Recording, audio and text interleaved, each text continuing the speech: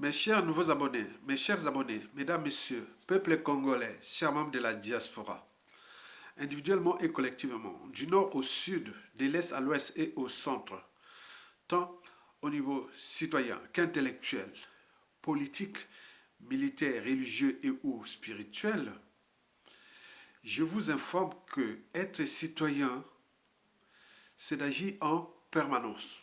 Et pourquoi? Parce qu'aucune cause n'est perdue d'avance. Et surtout lorsqu'elle est digne, juste, noble, légitime et voire d'intérêt général. Par conséquent, seule la lutte libère. Parce que sans lutte, il n'y a pas de liberté ni de la dignité rendue à l'individu et encore moins à un peuple. Sans lutte, il n'y a pas de justice rendue à l'individu et encore moins à un peuple. Sans lutte, il n'y a pas de respect du but même de la condition humaine, sociale et existentielle d'un peuple. Sans lutte, il n'y a pas de paix, ni de progrès d'un peuple. Être citoyen, c'est avoir à l'esprit les trois vertus du citoyen et ou de peuple libre. La désobéissance pour arracher sa liberté des citoyens et ou de peuple.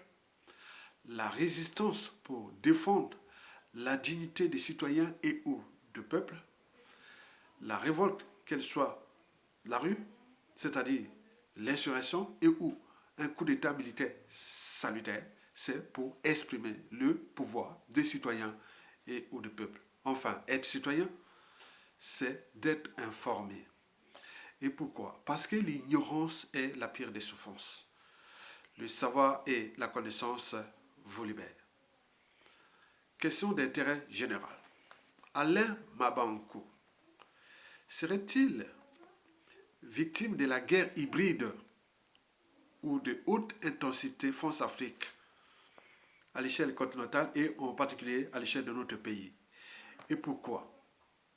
C'est tous les questionnements. Mais avant de répondre à cette question d'intérêt général, je vous informe que l'enjeu de cette vidéo d'intérêt général est de vous sensibiliser, conscientiser et clarifier le débat citoyen, politique, intellectuel, militaire, géopolitique et géostratégique autour des problématiques de la situation, du contexte et des enjeux de la guerre hybride et ou de haute intensité que mène actuellement la France-Afrique et l'Occident à l'échelle continentale et en particulier dans notre pays. Alors, Alain Bambakou n'est-il que un cas d'école de cette guerre? Je repose la question. Alain Bambakou n'est-il qu'un cas d'école de cette guerre-là? Pour y répondre, je vais diviser cette vidéo en trois parties. La première partie sera consacrée à la définition d'une guerre hybride. La deuxième question, ce sera celle de la définition de la guerre hautement intense. Et enfin, la troisième partie sera consacrée à Alain Bambakou. Pourquoi serait-il victime de la guerre hybride et ou de la guerre hautement intense à l'échelle de notre pays pendant la dictature France-Afrique du négrier du service Denis Sassou Nguesso au crépuscule. Explication. D'abord, qu'est-ce qu'une guerre hybride? La définition et ou le contenu géopolitique et ou géostratégique de la guerre hybride vient d'être expliqué à vous, internautes, youtubeurs, TikTok, etc., dans la vidéo d'hier, du 27 avril 2024, par le professeur Fonken Nyamsi. Il a très bien expliqué ce qu'on appelle la guerre hybride. Et c'est pour cela que je vous invite poliment, les curieux, les instruits, les hommes libres et femmes libres, d'aller lire, d'aller écouter cette vidéo, consulter cette vidéo-là. Donc, je ne vais pas tout expliquer ici. Ça va expliquer ça en 1 ou 2 minutes, mais tout le contenu est là-bas. Parce que c'est ce contenu de la guerre hybride qui va nourrir les débats sur la situation d'Alain Mabankou. Vous le savez que quand on parle d'hybride ou d'hybridation, c'est surtout ce qu'on appelle un mélange. Hein? On mélange. En génétique, c'est ce qu'on appelle le métissage ou le brassage chromosomique. Par exemple, un blanc se marie avec une noire, c'est un métis, fait un métis. Inversement, une blanche se marie avec un blanc, il fait du métissage. Au niveau de la biologie cellulaire et moléculaire, c'est-à-dire la génétique, il y a du brassage chromosomique. Donc on fait là, les caractères sortent, voilà. Donc vous imaginez ça, vous le saviez. Et donc, la guerre hybride est celle qu'on mélange tout pour atteindre un but. Le cas de la France-Afrique et ou de l'ordre occidental à l'échelle continentale, ce sont là des cas d'école. Donc en fait, contre la guerre hybride, c'est une invitation à tous les Africains déjà cibles. C'est une invitation à cette guerre, aux Africains déjà cibles, à coopérer, à jouer contre l'Afrique, contre leur pays parfois, et où, vraiment, où tout est permis. Il y a beaucoup de pression, on met des pressions sur des personnalités, sur des acteurs, sur les influenceurs africains vivant sur le sol français ou en occidental. On vous met des pressions.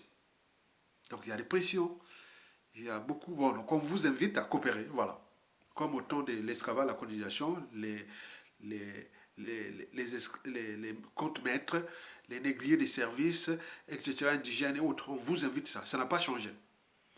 Donc dans cette guerre hybride, il y a des profils africains ou noirs qui sont déjà ciblés en fonction de leur statut social, de leur niveau d'éducation, etc., etc. En fait, c'est pour eux, hein, c'est comme on vous élève à un rang et ou statut social, ou la sévérité et autres.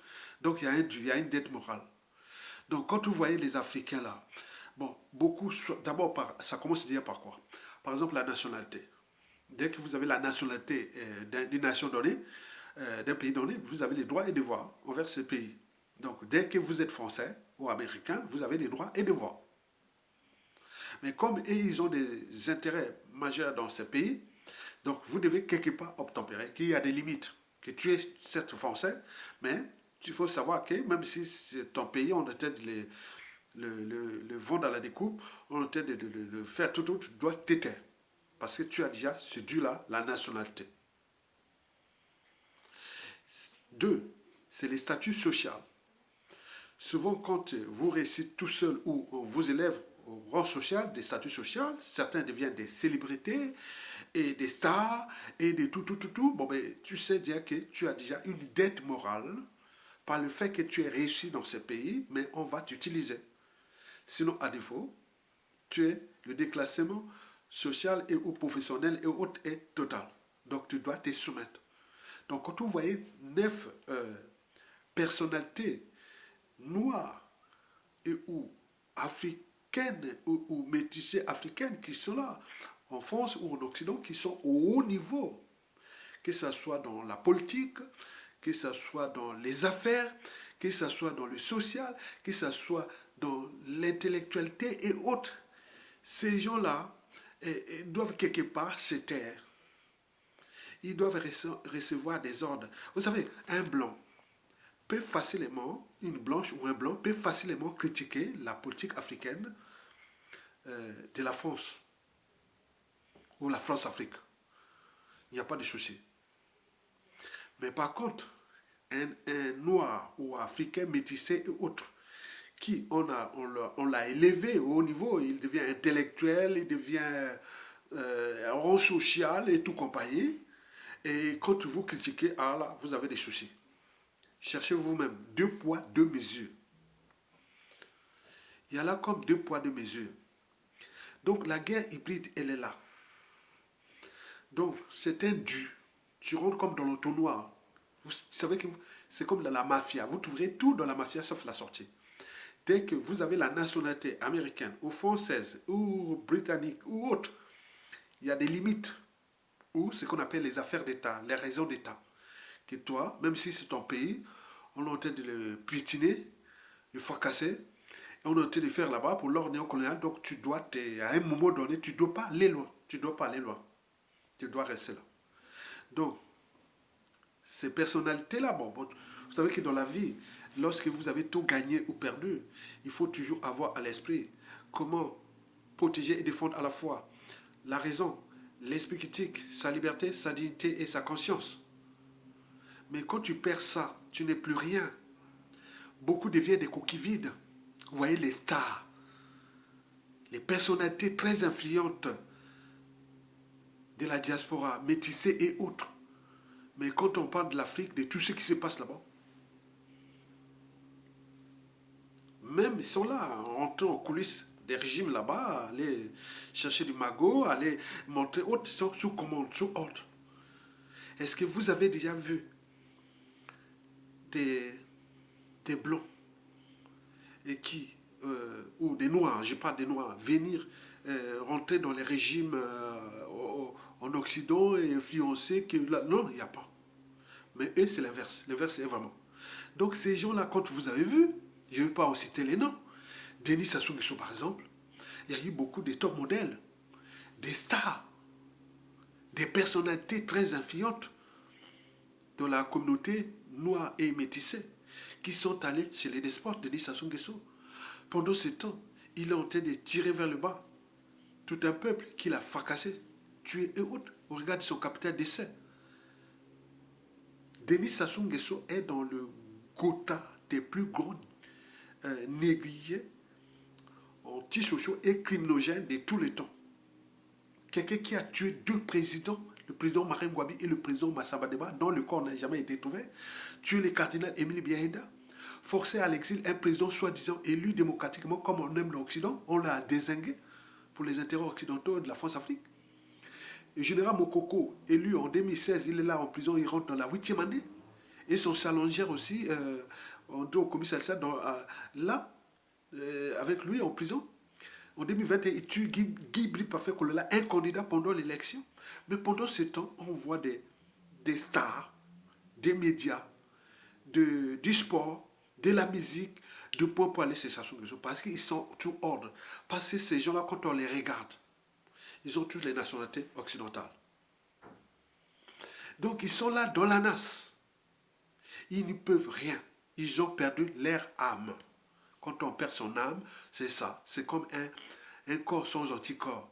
C'est comme une ampoule sans électricité. C'est comme point, point, point. Quand on les voit chez nous, on dit Mawa, la honte, l'indignité. Parce que l'Occident fonctionne comme ça, par les rapports de force. Donc leur nationalité là devient quelque part le piège. Leur statut social là devient quelque part le piège contre l'Afrique. Leur célébrité devient quelque part. Non, non. Est-ce que vous avez vu toutes les célébrités africaines en Occident parler franchement contre les dictateurs africains qui sont soutenus par les Occidentaux? Certainement pas. Donc la guerre hybride, elle est là. Donc on utilise ces gens-là. Dès qu'on repère ceux qui sont susceptibles de devenir des influenceurs ou des célébrités et ou point, point, point, dans tous les domaines, et on les prend pour eux. Maintenant, ils sont là pour utiliser en fonction des événements, en fonction de point, point, point, point. On gère comme on gère une colonie, on gère un comptoir colonial, comme on gère du bétail humain, comme on gère des stocks, donc tout ce qui est de la gestion. Donc ils gèrent ça à merveille. Sauf que Internet est passé par là, donc éveille. Mais ils ont la honte. Regardez bien, par exemple, le cas du Congo-Brazzaville. Combien y a-t-il de personnalités très importantes du Congo-Brazzaville qui sont noirs et ou métissés? Il y en a plein en Occident ici. Mais on les voit où? On voit soit c'est Sassou ou ils se taisent. Sassou va partir là, vous allez sortir. Hein. Vous allez voir, beaucoup vont sortir, ils parlent de mon pays, le Congo-Brazzaville, mon pays, le Congo-Brazzaville, et autres. Mais, donc, parce que ils ont ce pacte. Donc, vous imaginez. Beaucoup se taisent, bon, c'est ça, c'est une forme de dignité. Parce qu'ils ne veulent pas se soumettre à l'ordre de France-Afrique et ou occidentale dans cette guerre hybride. Donc, ils se disent, ils se font petits. Ils la jouent en coulisses petits. Parce que ceux qui sont déjà visibles, n'y allez pas, c'est les dangers. C'est l'agent double, agent secret, agent point, point, point. Parce qu'eux-mêmes sont déjà, vous imaginez. Voilà pour l'explication déjà de ce qu'on appelle la guerre hybride. Et donc, il y a beaucoup d'acteurs. Et beaucoup de ça. Il y a un ordre qui est là. Qu'on dit, vous devez vous soumettre. Vous venez de ces pays-là. On vous donne les postes de responsabilité.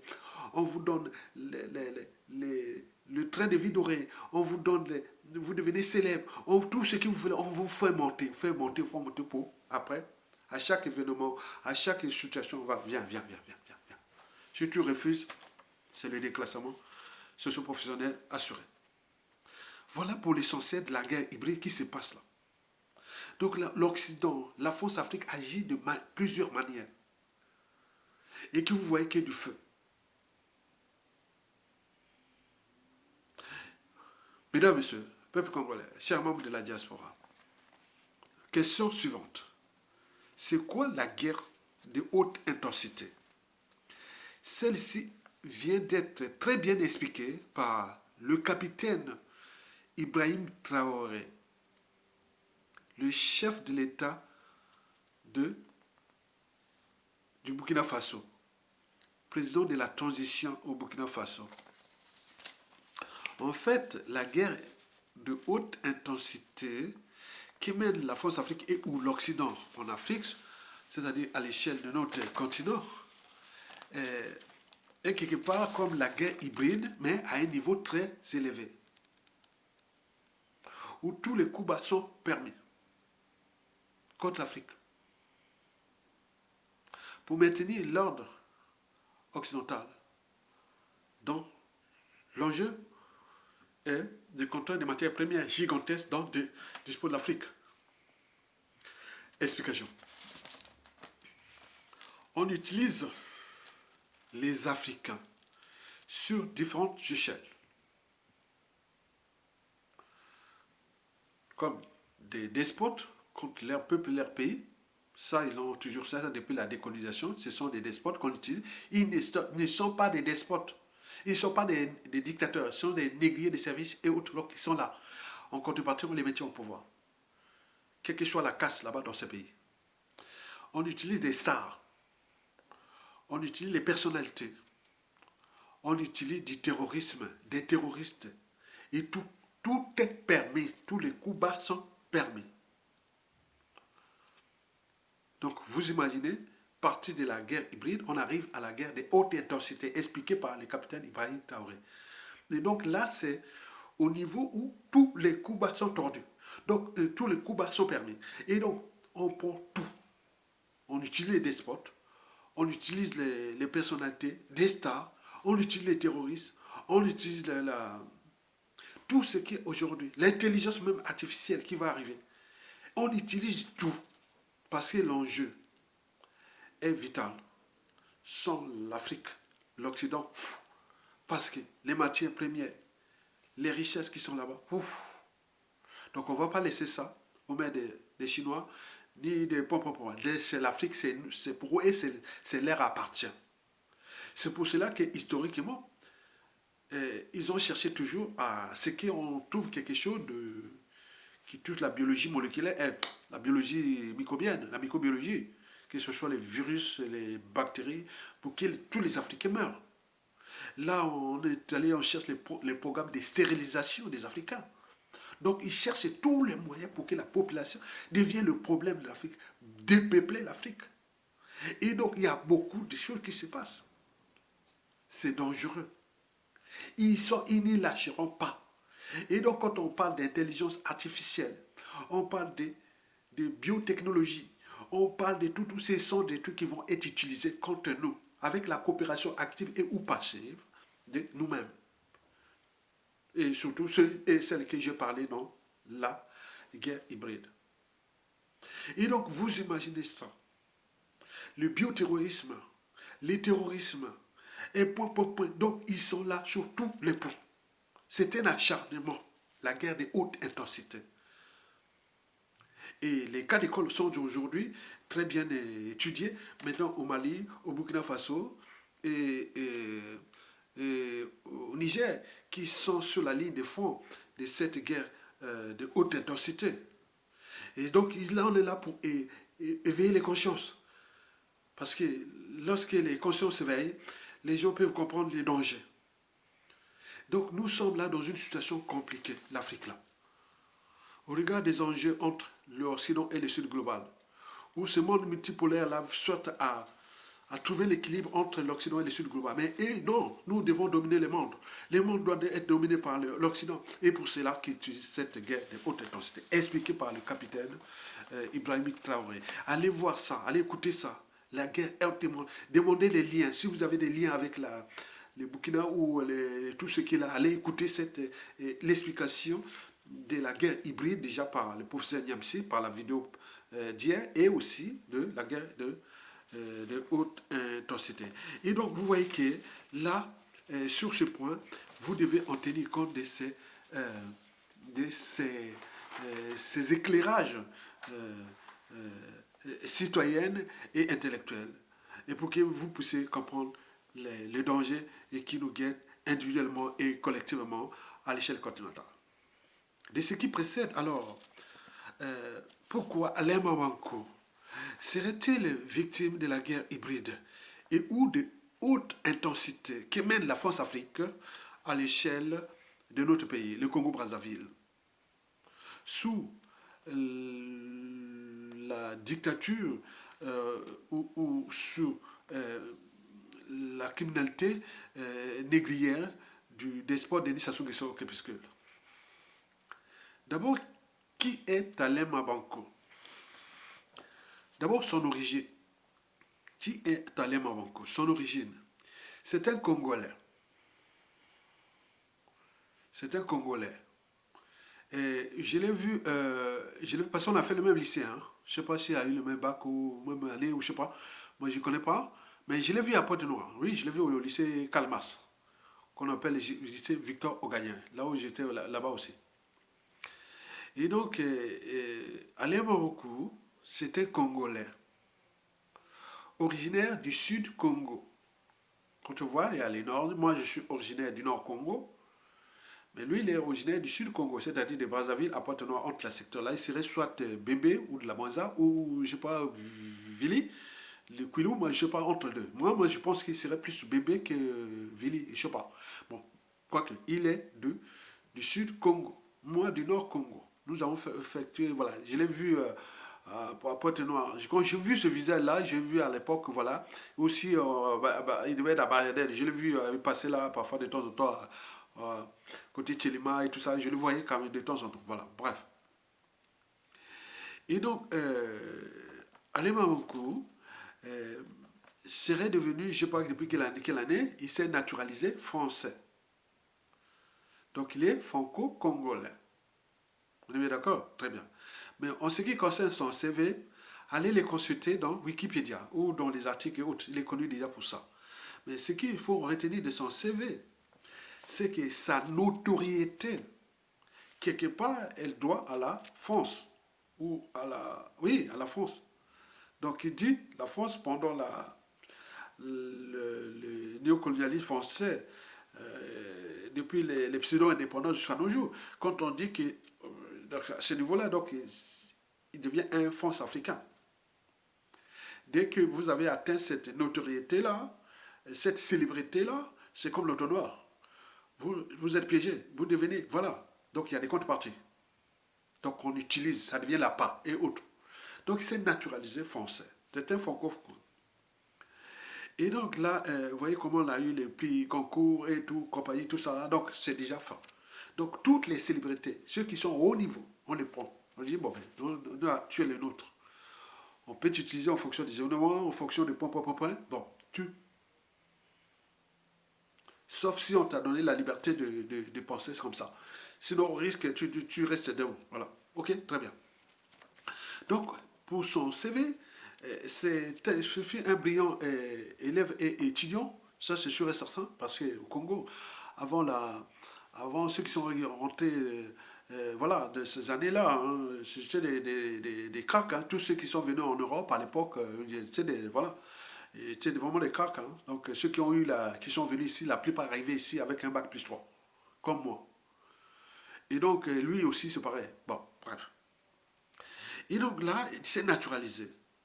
Il a eu, voilà, il s'est monté, il devient célèbre, il devient ceci. Dès que tu es dans la célébrité, c'est comme tout. Donc tu as l'argent, quand quelqu'un congolais qui gagne beaucoup d'argent, que ce soit au loto, ou tu es déjà fiché par les services d'ici et tout, on les contrôle. Quelqu'un qui est déjà célèbre, il est fiché. On cherche à les remettre dans le rang et où voilà. Surtout quand tu as la nationalité d'ici. Voilà, donc c'est ça. Ok, très bien.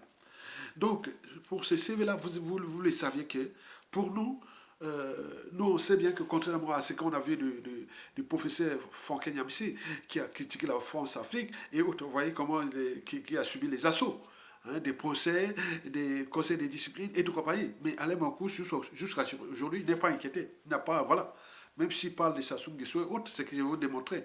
Donc, il faut en savoir ça. Donc, je suis parti de ses origines. Et je vais passer au CV. Maintenant, là, je suis son esprit. En fait, Alain Mabankou, donc quand tu vois l'esprit, quand il parle là, de Sassou, tu vois que c'est comme la photocopie de nous qu'on voit Sassou. Et donc, il serait un anti-Sassou. C'est-à-dire parce que c'est nous, les générations, qui a connu Sassou Nguesso. Un. Donc, on connaît le personnage, on connaît l'historique de ce qui s'est passé de 1997. On connaît l'historique de 1977. À nos jours, Sassou, nous, on le connaît, Sassou Nguesso. Et donc, lui aussi, il connaît bien Sassou Nguesso. Et donc, lui, il est anti-Sassou Nguesso, comme les moi, comme les d'autres, parce que nous sommes les générations qui ne devaient pas être là à l'étranger. Ce seraient les générations qui devaient être là, servir le Congo et développer le pays et autres. Mais donc, il pense à ça. Et en plus, pour lui, il y a la géopolitique. Nord-Sud, que ça soit divisé ce pays en deux parties. Lui, c'était un sudiste. Moi, c'était un nordiste. Mais eux, dans la majorité ou dans l'opinion nationale, même si ça change, puisqu'il y a des traites du nord au sud et de l'est à l'ouest, on commence à comprendre que l'intelligence, l'idiotie, la traitise et tout compagnie n'est pas par association, c'est individuel. Un traite reste un traite, qu'il soit du nord au sud, de l'est à l'ouest. Un idiot reste un idiot. Donc on sait les rappeler, les Congolais, d'un point de vue intellectuel. Mais lui, il est du sud. Donc, quelque part, la volonté générale que les nordistes, là, ont dirigé ce pays avec Sassou, qui ont détruit ce pays, qui sont des fois. Donc, quelque part, lui, dans les consciences ou dans le subconscient, il doit se dire que les nordistes, là, c'est ceux qui ont foutu le bazar dans ce pays, avec Sassou Nguesso et tout compagnie. Donc, on est là quelque part. Donc, quand je vois son esprit, je vois que, bon, ben, c'est quelqu'un qui a la rage du régime de Sassou Nguesso, de ces nordistes-là, quelque part. Et que la solution va venir du sud. Or, c'est faux. La solution vient des Congolais, du nord au sud et de l'est à l'ouest. Où, dans la diaspora, il y a déjà des fonds africains et des anti-fonds Afrique. Mais il n'y a pas de ligne de démarcation, puisque nous avions des gens qui ont la nationalité française, double nationalité et tout compagnie. Donc, vous voyez cette hybridation qui est là, qui nuit gravement à l'esprit de la lutte. Et donc, vous imaginez. Donc, son esprit, il voudrait vraiment que ça se dégage, quoi. Mais, comme il est là attaché à la France-Afrique, par sa nationalité, par sa célébrité qu'il doit à eux, et que c'est ce que je vais vous démontrer. En réalité, beaucoup dans l'opinion congolaise que je consulte, du nord au sud, de l'est à l'ouest, ils disent que Alain Mamankou joue solo. C'est quelqu'un de solo. D'autres disent qu'il est égoïste. Et qui il est traité de tous les mots. M-A-U-X. Et pourquoi? Parce qu'ils ne savent pas que, ou ils oublient que Alain Mamankou est dans l'entonnoir. de la guerre hybride et ou de haute intensité. C'est une dette morale, c'est un dû. On t'a laissé, on t'a donné ses célébrités et à chaque fois qu'un Congolais monte, ah oui, un Congolais médaillé d'or, médaillé d'argent, et où un Congolais vient d'être nommé et c'est fini. À l'échelle France-Afrique, je dis, il vient de rentrer, on vient de recruter un nouveau. Comme l'ont recruté Alain Mamanko, comme l'ont recruté beaucoup de Congolais. Je ne veux pas citer des stars de haut niveau ici, au niveau sport. Il y en a beaucoup de Congolais. Mais quand on les appelle pour la lutte, pour rien du tout, parce qu'ils savent bien que voilà, donc ils sont là. C'est fini. Mais le paradoxe, c'est que quand ça se va tomber, ils vont sortir de partout pour aller encore embrouiller ceux qui libèrent le pays là-bas. Alors qu'ils voilà, ils devaient agir même en parallèle et autres, mais rien du tout. Parce qu'ils sont attachés. Ils sont à ça. Donc Alain beaucoup dans son esprit, il voulait pas, voilà, ça se dégage quoi. Mais là, il y a des... Voilà. Et aussi, bon, de la diaspora, et autres, quand on parle, je connais les réseaux, on en parle d'Alain Bongo, c'est un égoïste, il joue solo, il veut se montrer qu'il est point, qu'il est plus intelligent, qu'il est alors que c'est pas ça. Il y a eu aussi plus intelligent que lui et autres, donc les gens parlent comme ça. Ça, c'est sûr et certain. Et donc, je suis aussi là en train de clarifier le débat à Alain Bongo, que lui-même il prend conscience de nos signaux d'alerte aussi, de ce qui se passe que les Congolais connaissent. Donc son esprit, c'est quelqu'un qui est quelque part attaché. Il est attaché. Il est attaché à la France-Afrique. Il est attaché à ça parce que tout ce qu'il y a eu comme célébrité, c'est un dû. C'est un dû. C'est une dette morale envers la France-Afrique. Donc par conséquent, il doit se soumettre à l'ordre. Sinon, à défaut, il est déclassé et autres. C'est un peu de jouer ce double jeu là, comme on voit Alain Foucault, que je vois, oh mon Dieu, Alain Foucault.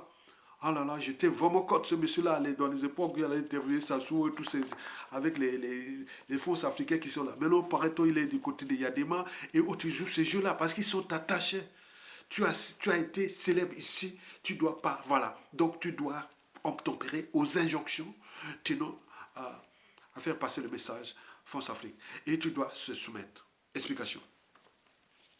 Vous le savez qu'après le prix Goncourt, dont Alain Babancourt était les lauréats, c'était en quelle année 2010, 11 ou je sais pas, les années comme ça, 2011, 2010 ou 11, voilà. 2010, 11. Moi, j'ai vu Alain Babancourt un peu. J'ai trois documents, j'ai trois. Voilà. Tout ce qui est autour de moi achète beaucoup de livres d'Alain Babancourt. J'en ai trois là, trois là. Et donc, le prix Goncourt. J'ai étudié à Pointe-Noire, j'ai fait des quartiers, point. Bon, ben oui, c'était, voilà, donc il explique les mêmes endroits que nous sommes passés, tout. Donc je disais, oh, allez acheter les livres là. J'ai ordonné d'aller acheter ces livres-là. Beaucoup on a acheté, voilà, dans ces années-là. Bon, donc après cette célébrité-là, d'Alain Babankou là, et là, il était déjà rentré sans le savoir, qu'il devrait valer vassal, tout de la France-Afrique. C'est comme la part. Tout ce qui est primé des Congolais ou d'Africains à l'échelle francophone de la France-Afrique, tout ça se rentre dans la nasse, dans le piège. Donc on utilise. Vous savez qu'un blanc, une blanche, peut critiquer la politique africaine de la France ou de la France-Afrique. Il n'y a pas beaucoup d'impact. Mais par contre, une célébrité comme les Alain Mamokou, comme bien d'autres, vous verrez que vous aurez des soucis. Et beaucoup l'ont compris pour leur statut social, pour leur carrière, pour leur point. Donc, tu perds ton âme. C'est comme ça. Par exemple, en 2013, Alain Babancourt s'était rendu à Brazzaville. Enfin, il était content de revoir son pays, sous protection de la France-Afrique, lors de l'événement France-Afrique de l'étonnant voyageur. Parce qu'ils ont des événements passés par là, pour toujours jouer cette... voilà, ils sont dans la culture, ils sont dans l'éducation, et la force africaine dans la culture, l'éducation, dans l'intellectualité, dans tout, tout, tout, tout. C'est une guerre hybride. Et donc, Alain Bamako venait d'être invité à, à cet événement-là qu'on appelait l'étonnant voyageur, qui en fait, c'est structure organisée et managée par le président du Congo, Jean-Paul Pigas, ou le vice-président du Congo. Celui qui dirige le Congo, c'est Jean-Paul Pigas, ou le vice-président. C'est lui le donneur d'ordre du Congo aujourd'hui, de la France-Afrique, qui contrôle Sassou Nguesso. Donc il fut invité, Alain Bamako fut invité à cet événement-là. Et nous, dans la diaspora, on se dit, mais c'est pas possible. Les gens commencent à critiquer dans les sites internet de la résistance. Je ne veux pas en citer les noms, il y en a plein. Et les médias, réseaux sociaux, Facebook et tout compagnie. Le plus actif, c'était Brazza News, avec mon petit Harold Garcia Samba. Oh putain, on l'a fait là. Et qu'est-ce qui va se passer? Alain Bamako va nous insulter des crétins. C'est le mot là que je dis, crétins. Oh, Alain, tu as fait fort là. J'ai dit oui. Il nous a... Les médias, réseaux sociaux l'ont allumé. Comment cette personnalité d'intellectualité congolaise peut-elle aller chez Sassou Nguesso? Aller faire quoi? Mais n'oubliez pas que Alain Bamako était déjà dans la NAS, France-Afrique. Dès qu'il y a eu ces prix concours, dès qu'il y a eu plein de trucs comme ça, donc on l'a levé au haut niveau. Donc il était déjà dans la NAS. Et donc il devait obtempérer aux injonctions de la France-Afrique. Sinon, c'est la chute. Sinon, il ne serait plus rien. Donc il attend. C'est ça, hein? C'est ça. La mafia, c'est ça. Tu verras toute la mafia sauf la sortie. Et donc, il était parti là-bas contre sa volonté, contre ses convictions, contre son état d'esprit. J'ai vu qu'il était malheureux, il était gêné. 2013, je ne sais pas quelle date, quel mois, c'était pas au mois de mai ou juin, voilà. Il était, non, je ne sais pas, avril, hein, c'était au mois d'avril ou je ne sais pas comme ça. Il était gêné. Et donc on a fait du bruit, là. Et donc Alain Bamako, il savait pas que la France-Afrique, quand tu rentres là, il faut l'obéissance. Et à ce moment-là, on te met là à l'échelle des célébrités, de pouvoir pour que tu deviens quelque chose, quelqu'un, voilà, qui est là-bas. Tu deviens quelque chose qu'on te montre. Que voilà, il est là, voilà.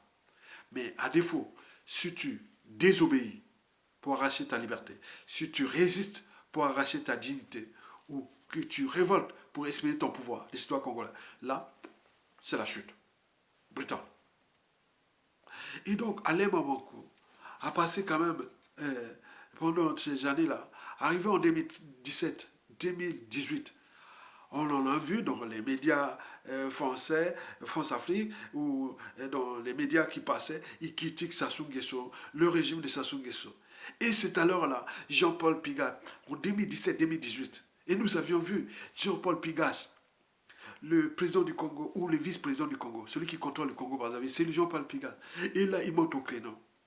Il dit, Alain Bamako, attention, attention, tu sais que tu es français et que tu as des droits et devoirs.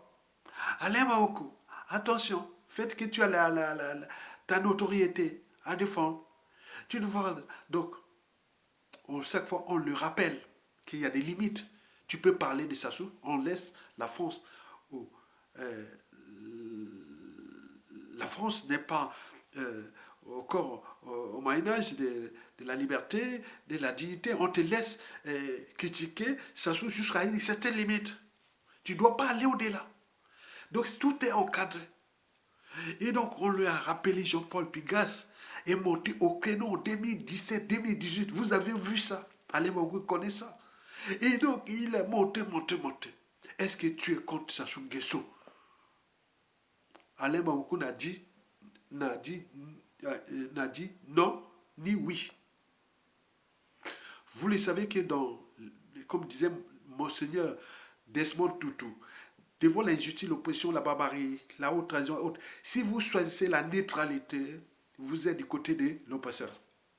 Alain Wankou, là, par rapport à ses convictions, son état d'esprit, de tout ce que je vous ai précité, c'est la génération. C'est-à-dire, quelque part, tu vois Alain Wankou, parfois, quand tu parles, tu dis, Ayatonga, là, c'est cette génération-là. Mais lui, sauf qu'il est déjà là-bas avec sa nationalité et servité, tout ça, donc il est obligé d'obtempérer. Vous êtes bien d'accord? Et donc là, Pigas demande, Jean-Paul Pigas demande, quoi? Pour que tu critiques Sassou? Tu n'es pas Sassou? Qu'est-ce que tu veux dire par là? Oui ou non? On n'a pas dit mot. Donc, côté. Et depuis, bon, ben, on l'a remis en marche, on le commence à les remonter, mais on le contrôle parce que c'est un électron libre. Malgré qu'il est attaché, allez beaucoup attaché, c'est un électron libre. Il est attaché, mais il ne peut rien faire. C'est l'esprit derrière Tonga. Il y a beaucoup tous les activistes là, beaucoup sont morts, d'autres sont au pays, d'autres sont. Voilà, c'est ça cet état d'esprit. Beaucoup, oh putain. Et donc là, Pigas a remis Alain Maboko à sa place. Que la France Afrique, c'est comme un dû. Dette morale. Dès qu'on te fait lever à le rang social, au rang point, tu dois. Voilà. Donc voilà.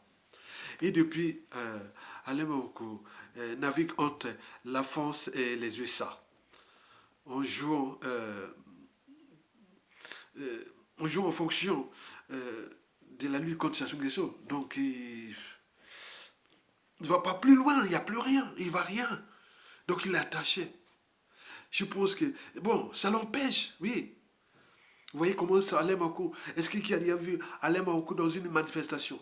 Or, un intellectuel, c'est quelqu'un qui est déjà diplômé et qui a des œuvres, qui écrit, qui publie, que ce soit dans l'écriture, dans les supports, que ce soit médiatique et tout compagnie.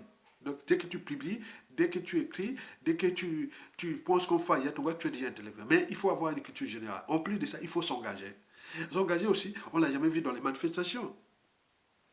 On ne l'a jamais vu le rejoindre la diaspora debout, quelque part dans les luttes, rien du tout. Bref, on ne l'a jamais vu nulle part, seulement dans les médias français et ou étrangers, et voilà, parler de son pays. Mais rejoindre les Congolais ensemble, sauf ces petits clubs d'amis, et qui montrent. Donc, vous imaginez qu'il est attaché. Et donc, Alain Maoko est attaché. Donc, voilà pour vous l'explication, euh, euh, l'essentiel de l'état d'esprit d'Alain Maoko en fonction de ses rapports intellectuels avec la France-Afrique et son pays d'origine, le Congo-Brazzaville, sous la dictature du négrier des services, Denis Sassou Nguesso, au crépuscule. En fait, aujourd'hui, quand vous voyez on nous regarde la guerre hybride et autres, vous voyez que sur 100% ou 100% des Africains et autres, depuis les années 60 jusqu'à nos jours, 80% de présidents, régimes politiques et autres avaient toujours des nationalités ambiguës, c'est-à-dire des doubles nationalités ou autres, et utilisées pour cela.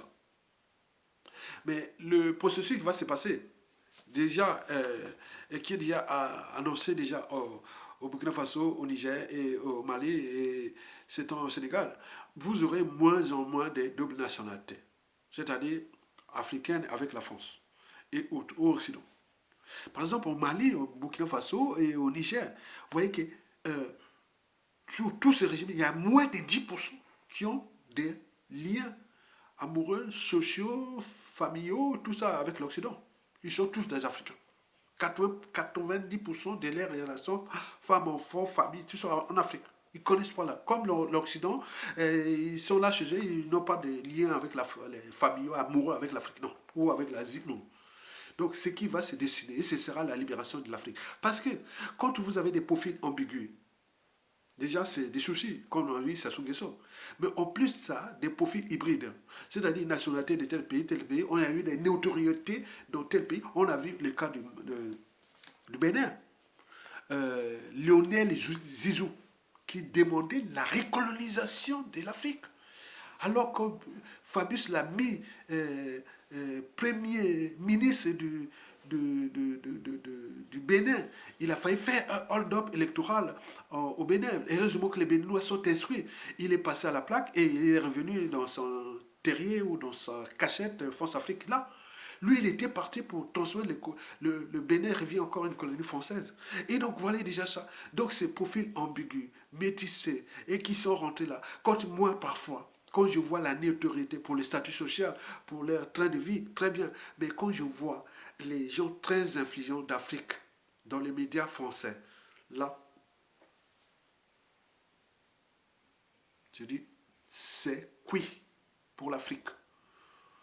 Donc, ceux qui sont dans l'ombre, ce sont eux qui sont toujours arrivent là-bas, émergent là-bas et reviennent pour restaurer l'ordre africain contre la France-Afrique, contre moi. Mais tous ceux qui sont dans les médias France-Afrique, là, journalistes, sportifs, top modèles, intellectuels et tout quand qui viennent parler, c'est mort. C'est mort. N'y hasardez pas.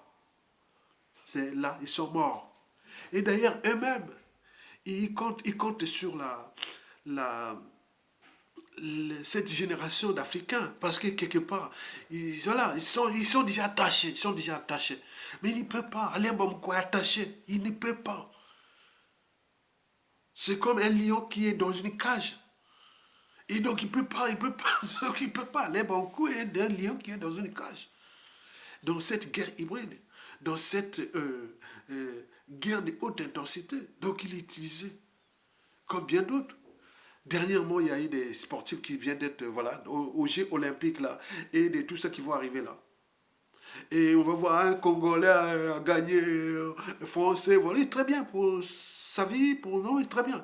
Mais pour nous, la résistance ou les Congolais là-bas n'y rêvaient même pas. Ça va être encore plus dangereux puisqu'ils vont utiliser. Donc l'enjeu de cette vidéo aussi, c'est de montrer que quand on choisit son camp, on choisit son camp. On ne va pas faire le double G. Nous, on croit que vous êtes des Congolais, même si les doubles nationalités autres, mais en réalité, vous êtes des espions. Vous êtes point pour point. Vous retardez la lutte. Donc, on se dit, voilà. Donc, vous, aujourd'hui, vous devez avoir une part de philosophie ou d'état d'esprit par rapport à nos enfants. Peut-être pour certains, les petits-enfants qui sont franco-congolais, franco-africains, franco-occidentaux-africains et autres, voient que la guerre hybride est là. Donc, elle est là. Vous comprenez que vous avez, dans votre maison, dès que vous avez la nationalité d'ici, les enfants et petits-enfants d'ici, la nationalité d'ici, s'ils deviennent célèbres, autres, vous êtes dans cette guerre hybride. On va vous utiliser comme ça. Et donc, retenez bien que nous sommes là pour éveiller les consciences. Et donc, je pense Alain Bamako ne m'en voudra pas, hein, parce que voilà. Est-ce que vous avez vu Alain Bamako dans une manifestation pour que Mokoko, libérer Mokoko, ou libérer Ondé Okoumsata, ou libérer Popopo? Non, parce qu'il est attaché. Il y a ce qu'on appelle le droit de réserve et Popopo. Jean-Paul Picasso l'a bien dit. Que non, attends, tu veux maintenant critiquer Sassou? Tu es contre Sassou? C'était, non, voilà. Donc c'est tout. Sinon, sa carrière, ouais. Donc, vous imaginez. Et donc, voilà pour l'essentiel de ce que je voulais vous dire et que vous devez tous liker, partager et soutenir la résistance, la vraie. Puis, vous éveillez l'intellectualité qui vous éveille les consciences pour que chacun de nous puisse comprendre que la citoyenneté n'est pas par appartenance. Ce n'est pas le fait d'être nordiste ou sudiste qu'on est traite. Le fait d'être nordiste ou sudiste qu'on est idiot. Ou le fait d'être point. Non, c'est individuel. L'esprit libre dit est individuel. Et donc, l'intelligence est aussi individuelle. Vous avez tout compris. Likez, partagez et soutenez la résistance. Tokolonga.